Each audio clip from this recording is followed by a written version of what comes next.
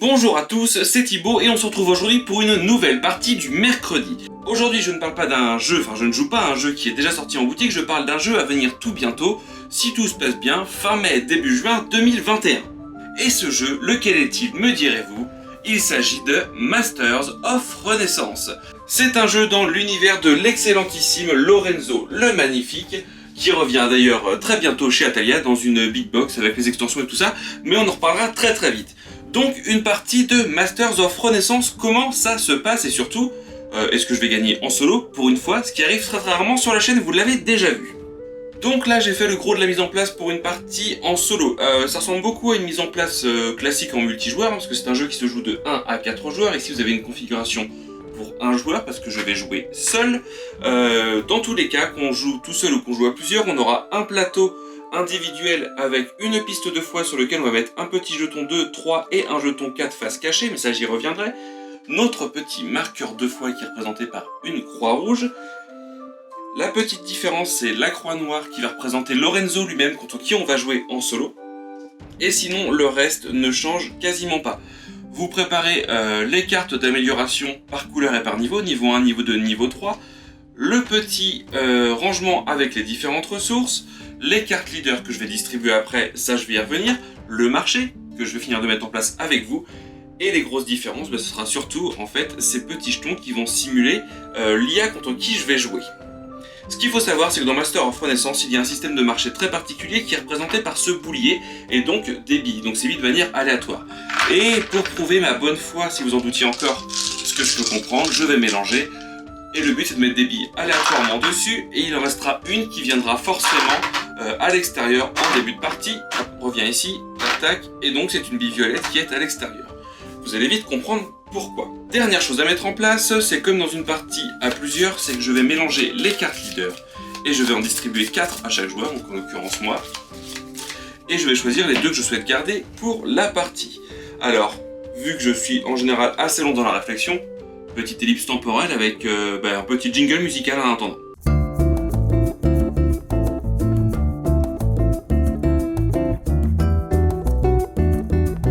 C'est bon, j'ai sélectionné les 2 cartes leaders que je souhaitais garder, je vais les poser ici et je m'en servirai peut-être durant la partie. Donc les 2 grosses nuances en fait quand on joue seul ou quand on joue à plusieurs, sur la mise en place en tout cas, c'est ces petits jetons là qui vont représenter les actions que Lorenzo va faire contre nous.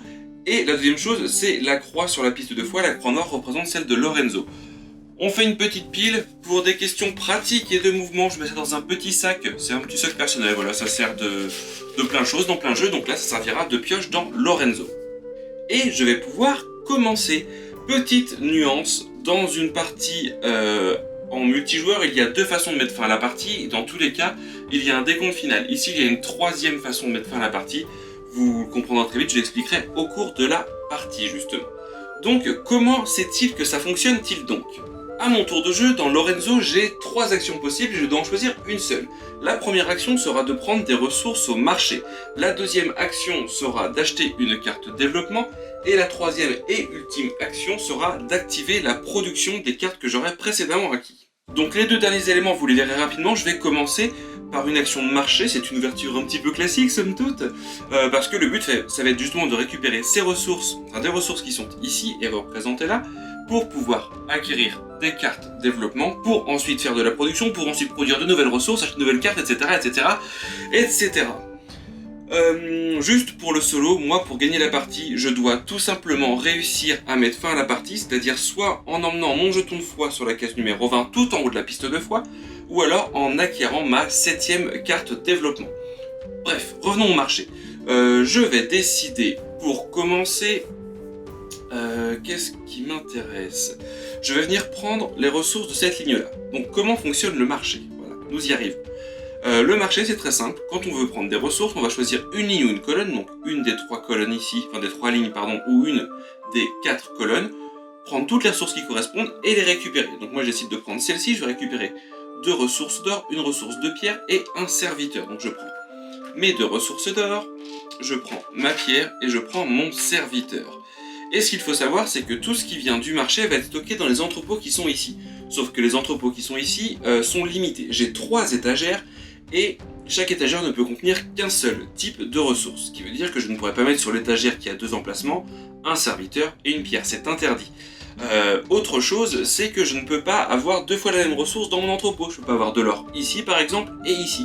Donc c'est bien une ressource de chaque type par étagère et que des ressources différentes sur les différentes étagères.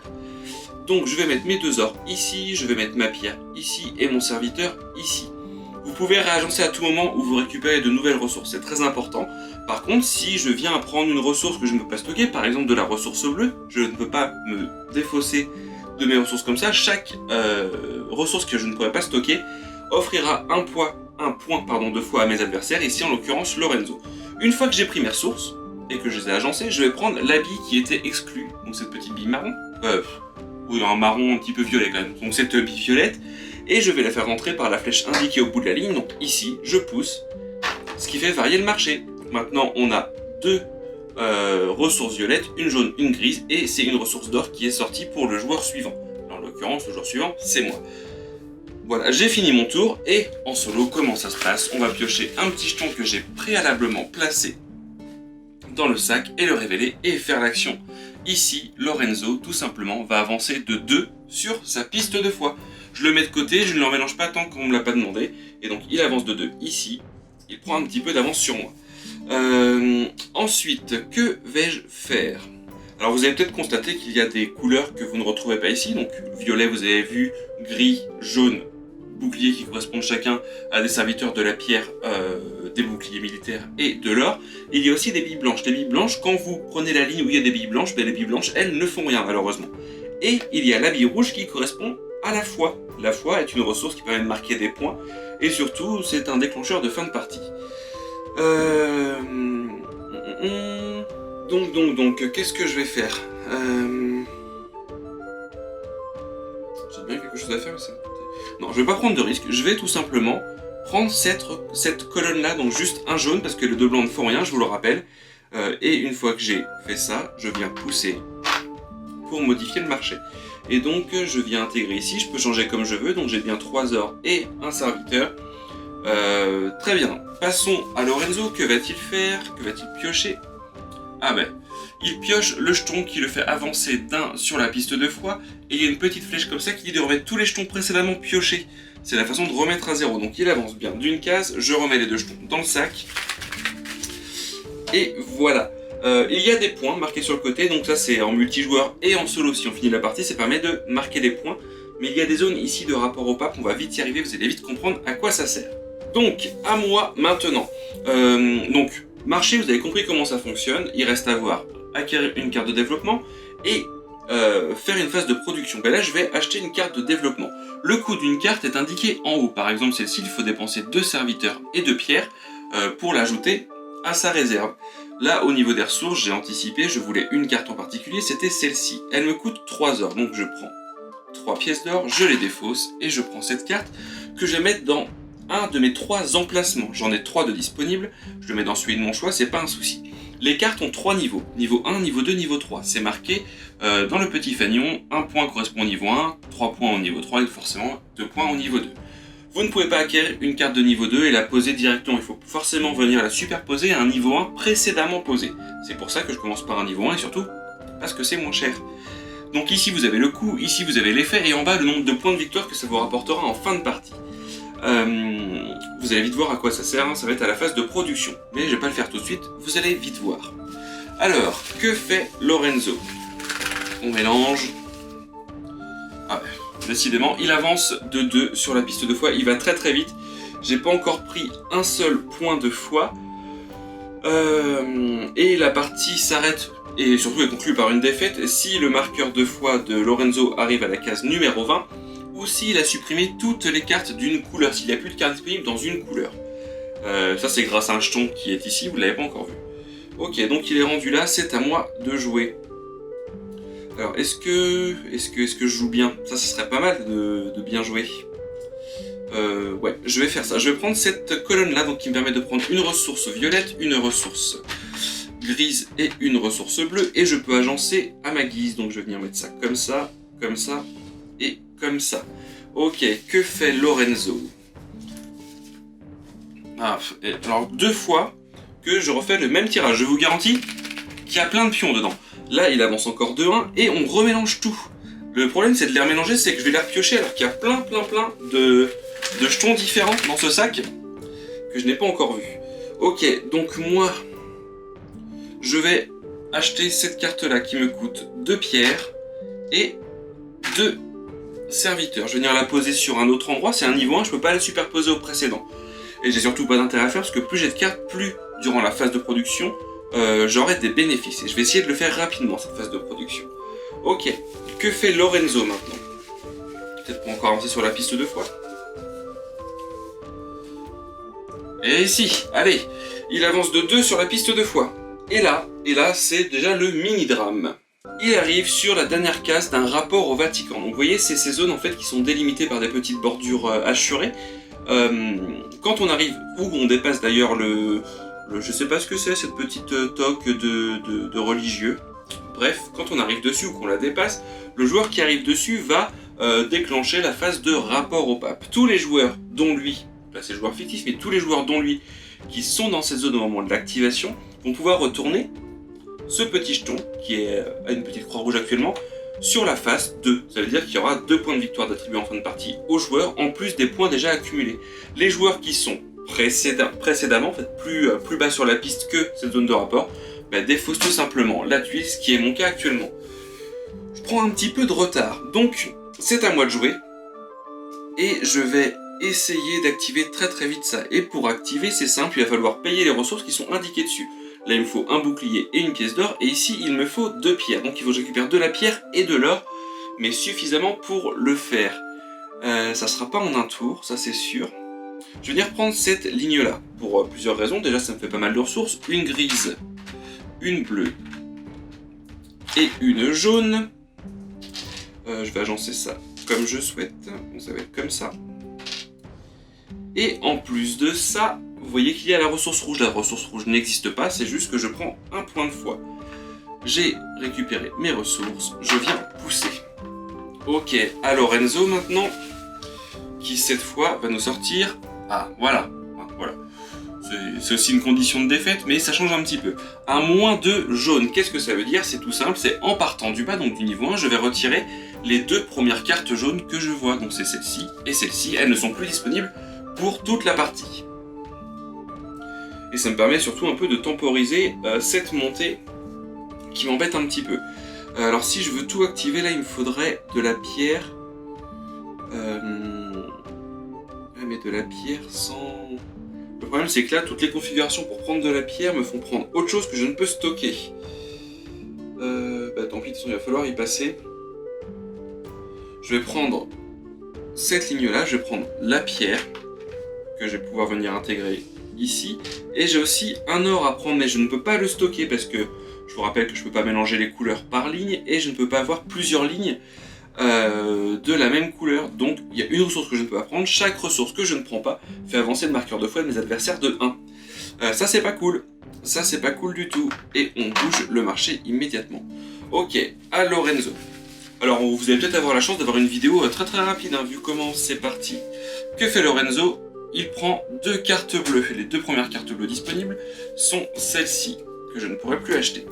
Ok, donc maintenant, phase suivante, c'est à moi de jouer. Je ne vais pas faire le marché, je ne vais pas acquérir de nouvelles cartes, je vais faire une phase de production. Pour ça, c'est simple, je vais prendre des ressources dont je dispose et venir les poser sur les cartes. Ici, il me faut 2 pierres, j'ai les 2 pierres, je les pose dessus, c'est parfait. Ici, il me faut un or et un bouclier, je les prends de ma réserve, et voilà. Et ça se convertit en ressources. Les 2 pierres sont transformées en un or, un serviteur et un bouclier. Donc il y a une petite flèche pour les mettre en bas, on peut les mettre là ou les garder de côté. Et ici, je vais venir prendre 2 pierres et un point de foi directement. Ouais, je suis à mon 2e point de foi, je suis un peu à la ramasse. Toutes les ressources qui m'ont servi à payer sont défaussées, je les ai dépensées, je les ai transformées en ces ressources-là. Et vous vous dites, mais non, mais oh, malheureux, tu as fait tout ça, tu ne vas pas pouvoir stocker tout ça et tu vas perdre des points. Sauf que non, tout ce qui est issu de la production, donc ce que je viens de faire, est stocké dans le coffre qui lui a un stockage illimité. Et voilà, vous commencez à comprendre les subtilités de Master of Renaissance. nos combinaisons de cartes vont nous permettre de produire de plus en plus, de stocker de plus en plus pour acheter des cartes de plus en plus fortes avec de plus en plus d'effets puissants et surtout de plus en plus de points de victoire. Ok, donc là je me sens un peu mieux, mais je suis quand même pas très serein parce qu'il est quand même pas mal avancé. Ok, donc, que fait Lorenzo maintenant? Lorenzo, il recommence, il avance de 2 cases sur la piste de foi. Est-ce que je serais un peu gourmand? Ouais. Je vais faire une phase de production immédiatement, à moins qu'il y ait une carte que je puisse acheter. Parce que maintenant j'ai tout ça pour acheter des cartes aussi, plus ça, hein, donc ça me permet de monter en puissance un petit peu. Récupérer de la foi, ça serait bien quand même. Récupérer beaucoup de foi. Là j'ai de la foi, je pourrais la mettre en niveau 1. Mais je produis de l'or, ça pourrait tout ça en fait pourrait s'auto-financer. Ce qui me paraîtrait pas mal. Non, je vais même venir prendre celle-ci. Celle-ci me coûte un bouclier. Je vais prendre le bouclier d'ici, tant qu'à faire pour le stockage. Un bouclier, un or et un serviteur. Et celle-ci me semble vraiment optimale. Vous allez voir pourquoi. Allez, à notre ami Lorenzo de jouer.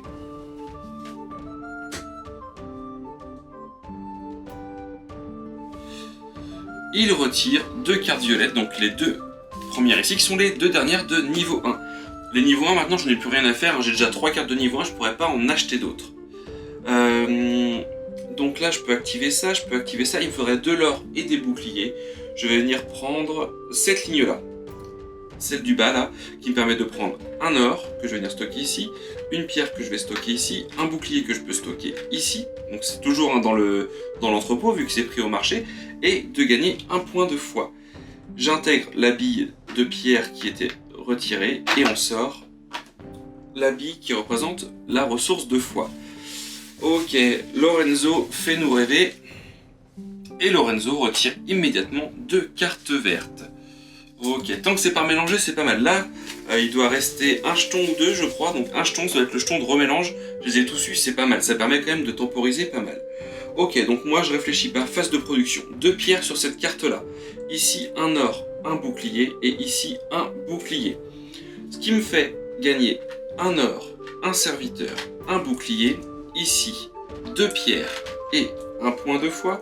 Et ici, un bouclier.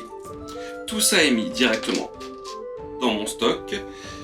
C'est pas mal parce qu'il s'autofinance en fait. Vous voyez ce que je gagne un peu plus que je dépense. J'ai dépensé 5 ressources pour en gagner 6 plus 1 point de foi.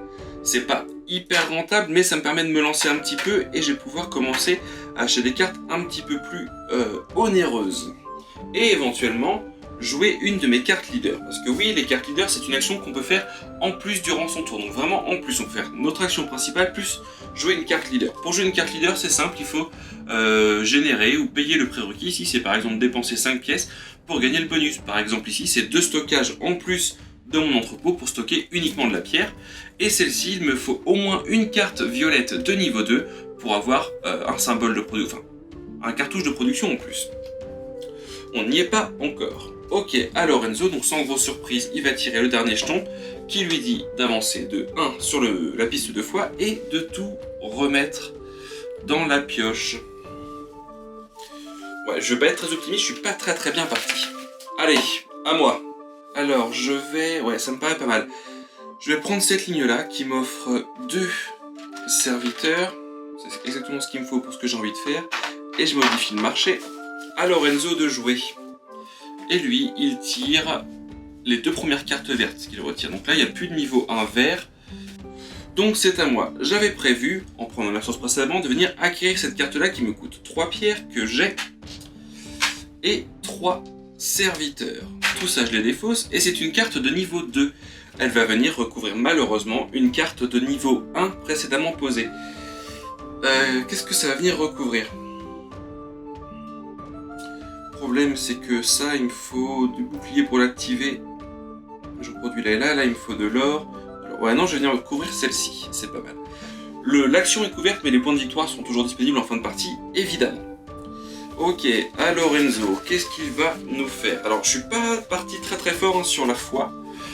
Lui, par contre, voilà, il avance encore de 2. Ouais, il va falloir... ça va être tendu, il va falloir jouer intelligemment. L'idéal pour moi, ouais, ça se met très très bien. Il me faut 2 pierres pour tout activer d'un coup, c'est ce que je souhaite faire. Je vais prendre cette ligne-là qui m'offre 2 pierres, un or et un bouclier que je vais venir mettre dans mon entrepôt. Ouais, ça serait bien qu'il avance pas plus pour pas qu'il déclenche encore ici. Voilà, très bien. Il retire les 2 premières cartes jaunes, donc c'est 2 cartes de niveau 1. Pour rappel, hein, la partie s'arrêtera soit quand Lorenzo arrivera tout au bout, la partie prend fin et j'ai perdu, ou alors quand il a réussi à éliminer toutes les cartes d'une couleur et là j'ai perdu, ou alors la partie s'arrêtera en ma faveur si j'arrive à atteindre la case 20 de la piste de fois, ce qui est mal embarqué, hein, je suis qu'à la 4ème case, enfin la case 20 c'est même la case 24 pardon, ou alors si j'arrive à acheter ma 7ème carte. Je suis à 4 mais plus on avance, plus le coût des cartes augmente. Très bien, donc c'est à moi, je décide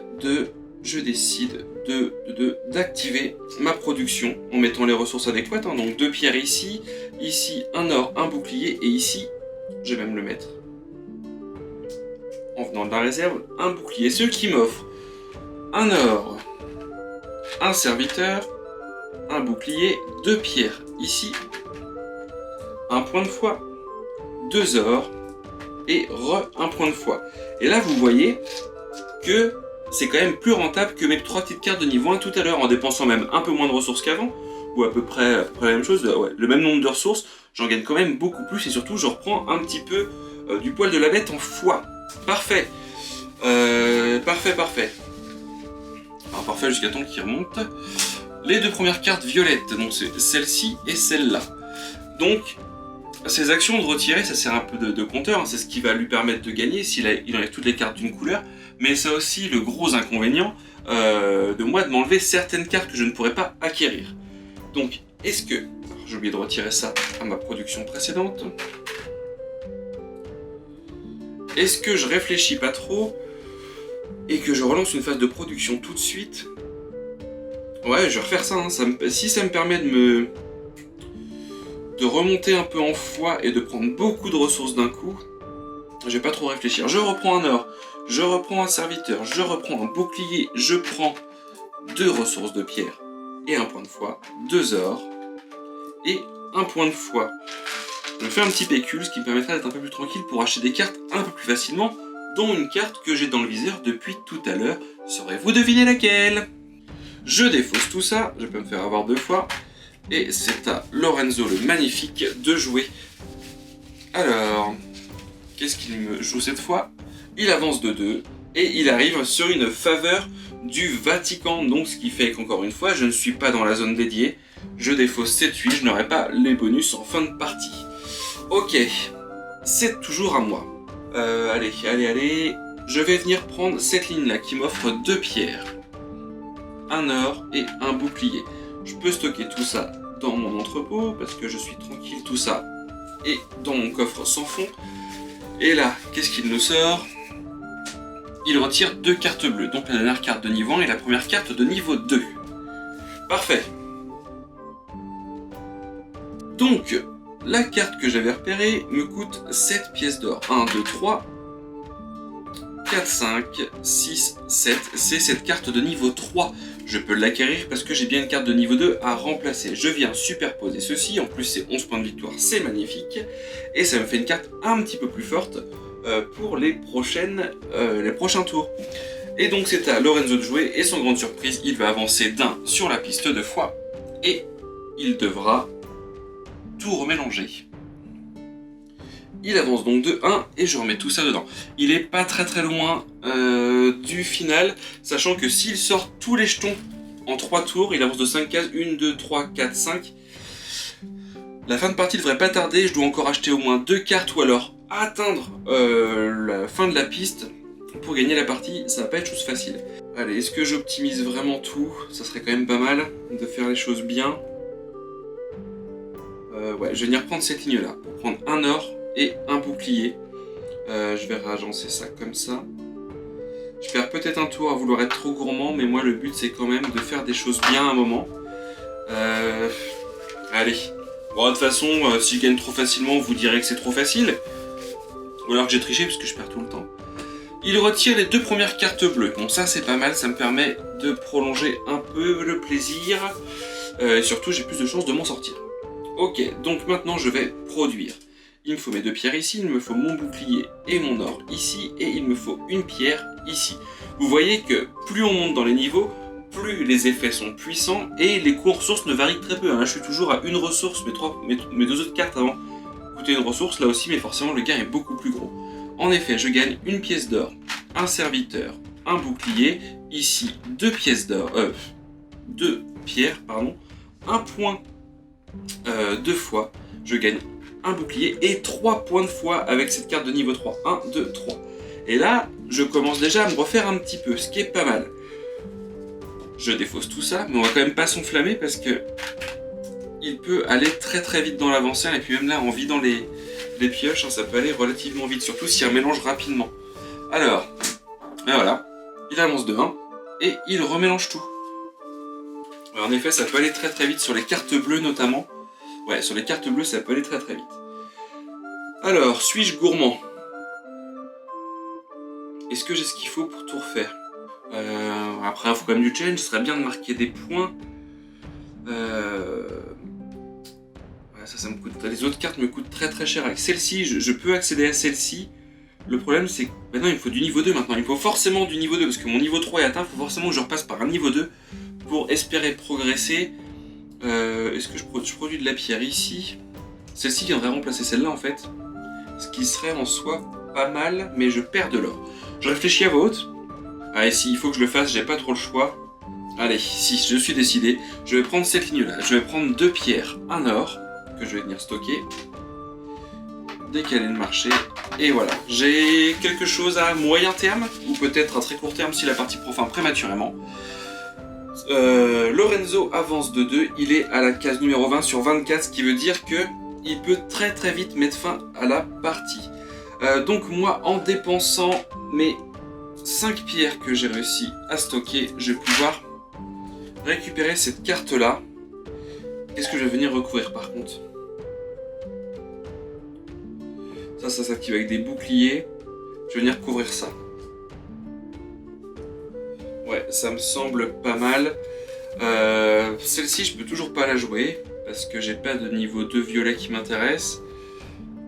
Allez, je vais faire quelque chose qui est pas très académique, mais il y a une possibilité avec les cartes leaders, donc c'est soit les jouer, soit on a la possibilité, soit on a la possibilité à tout moment de la partie de défausser une de ces cartes, ou défausser ces cartes pour gagner un point de foi par carte défaussée. Donc je vais défausser ma première carte et donc gagner un point de foi. Ok, à Lorenzo. J'espère pouvoir le rattraper et arriver avant lui en fait, mais ça me paraît quand même compliqué.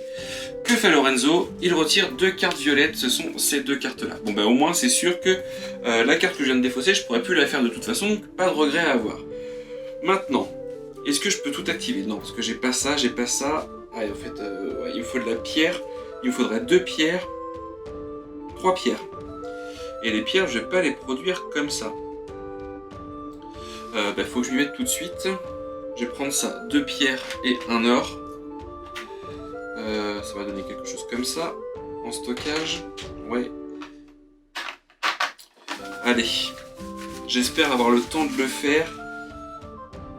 Où je vais essayer... Ouais, non, on va essayer autre chose. Allez. 2 plus 2, il est presque à la fin. Et là, c'est à moi de prendre une décision. Je vais pouvoir mettre fin à la partie, je pense. Oui. Oui, non, non. Attendez, je regarde. Oui, je peux mettre fin à la partie grâce à la deuxième solution. La deuxième option pour mettre fin à la partie, c'est de posséder cette carte, d'acquérir sa 7ème carte. Et là, en l'occurrence, j'en ai 1, 2, 3, 4, 5, 6 et j'ai 6 cartes. Si j'en achète une 7ème, je mets fin à la partie et j'ai gagné. Évidemment, après, le but sera de battre votre score à chaque fois. Je vous rappelle, la deuxième façon de mettre fin à la partie, pour vous, c'est d'atteindre la case 24 qui fait 20 points de victoire. Ça sera jamais mon cas, je pourrais pas le faire. Donc, là, j'ai envie de tenter pour le challenge quand même. Parce que là, si j'arrive à produire...